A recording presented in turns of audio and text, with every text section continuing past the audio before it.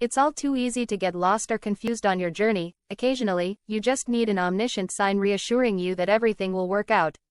The saying, "the universe has our back," is true. It constantly sends us enlightening signals to propel us forward.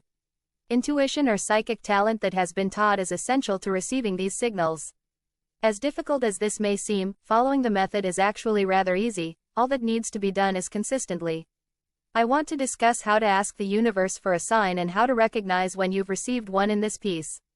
I also want to talk about how to go past the obvious indicators and tune into the more subdued messages you are constantly getting, even if you aren't aware of them yet. So let's get started immediately. How the universe gives you signs. It can be beneficial to know what kinds of indicators you can anticipate from the universe before I go over how to ask for one. The ways in which the universe communicates with us vary according to our unique sensitivity. A glimpse from the cosmos may come to some, an intuitive voice may speak to others, or a new acquaintance may provide the solution.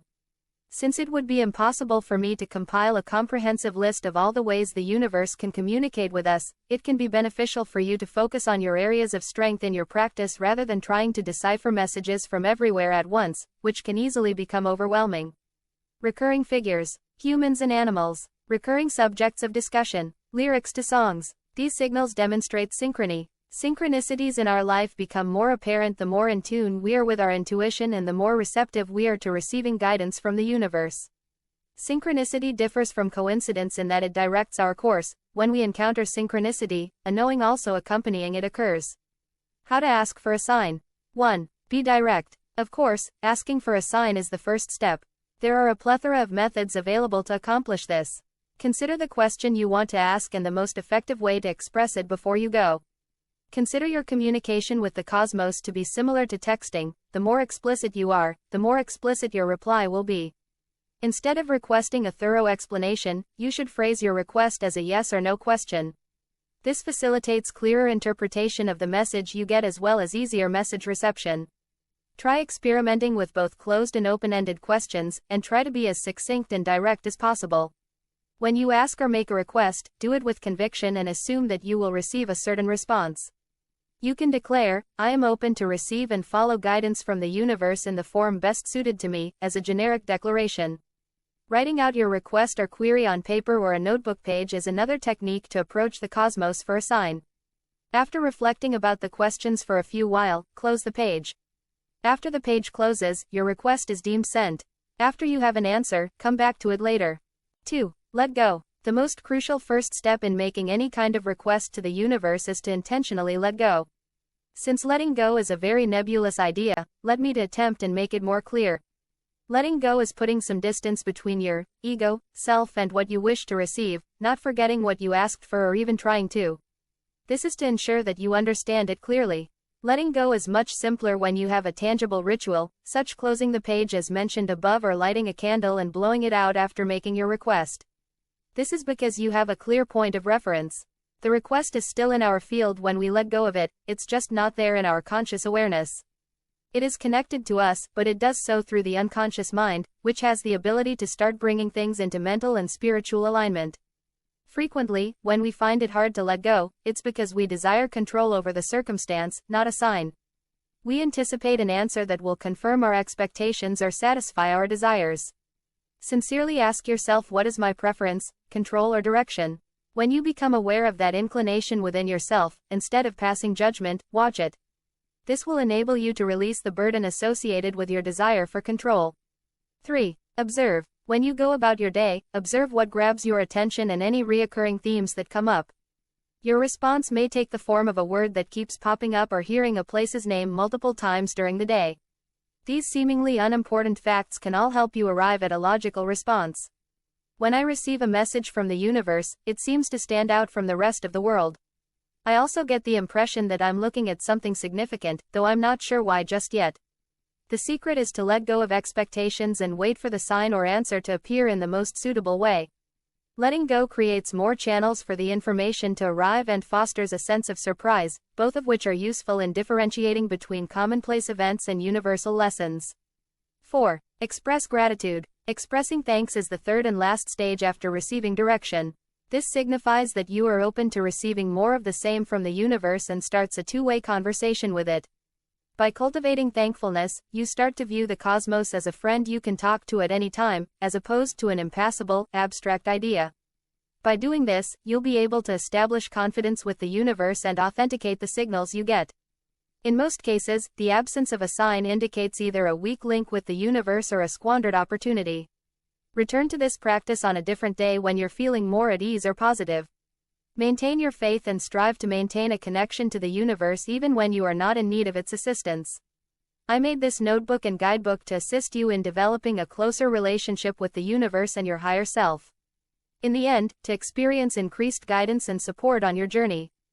How do you tell if the universe is giving you a sign? Write down the questions you pose, the answers you get, and any synchronicities you come across. We establish this communication and give it a tangible form when we put this information in writing. You'll eventually discover that the world prefers to communicate with you in a particular way. You may be more sensitive to the meanings in song lyrics, pick up messages from other people, or sense instruction in your stomach. We all have varied psychic strengths, thus the cosmos speaks to us in different ways. For instance, the universe might communicate with you through images, like those on social media, if you are a more visual person. After I meditate, I frequently find that the first social media item I encounter is related to an issue I was facing or something I was thinking about. If you're more of a people person, an unexpected run-in with an old buddy could be the universe's way of communicating with you. It frequently feels wonderful when we receive a sign from the universe. We might feel warm all over our bodies, get tingles, or have déjà vu all over again. Often, we can tell immediately that anything we are noticing is significant and originates from above. How to pray to the universe. You can also pray for a sign to come to you. When I first started on the spiritual road, I avoided praying because I had a bad association with the religion my parents had reared me in. Prayer is simply a means of communicating with something higher, something beyond our physical self, despite the religious connotation that may turn some people off. You can converse with the universe in a straightforward manner by just talking to it like a friend, or you might assume a more conventional prayer posture. Praying both in happy and terrible times is, in my opinion, a good habit. Not merely turning to prayer in times of need or panic, but regularly adopting this mode of expression. These are some suggested wordings for your prayers. I need help with. I'm appreciative of. What information is required of me today? How can I assist you? Despite what I just said, asking for help when you're in need doesn't mean you shouldn't or can't do so. We've all been there before. But if you've already developed a daily relationship with the universe, you'll notice more of a result.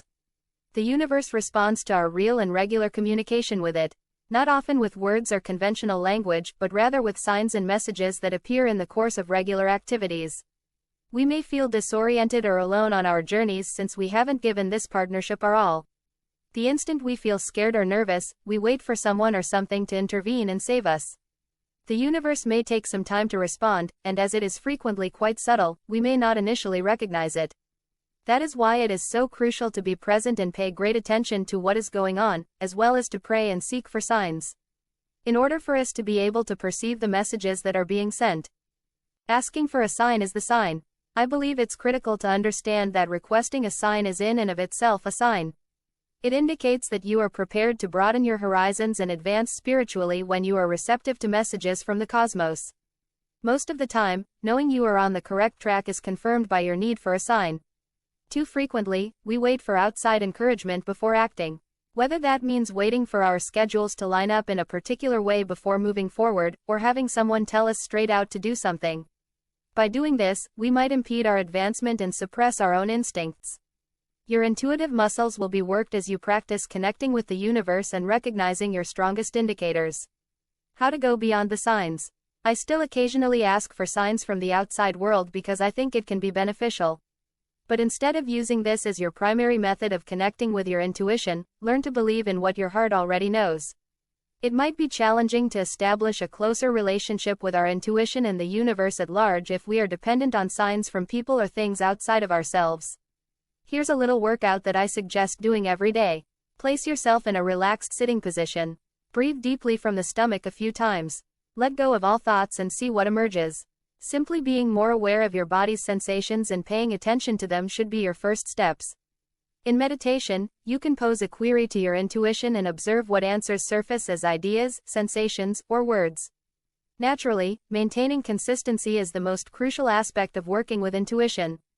These days, noise and information are so overwhelming that it is our responsibility to tune in every day to ensure that we are not being misled by what we are taking in from the outside world. When we are in tune with our intuition, we don't always need to ask for or seek guidance. Instead, clues come to us rather easily.